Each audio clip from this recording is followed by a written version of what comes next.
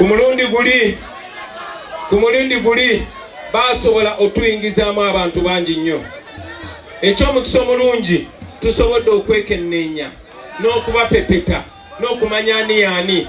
Abakulembeze bangi nakeera ku makya ne mbakunga nga njagala bave mu mmwe bakinyozi, bave mu mmwe bannakatemba, bave mu mmwe abalimi, bave mu mmwe ababodaboda, era mwasitukira mu nsaba mwekubireko mu ngalo.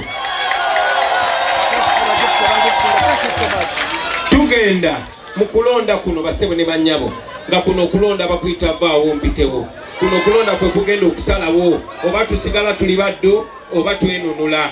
Nabawoninga emyaka 5 egiyise ne mbagamba singa Museveni titulina okwenunula, naye singa tulema okwenunula, singa Museveni addaba nakwata ensi yaffe emyaka emirala 5 tekigenda kuba kirungi.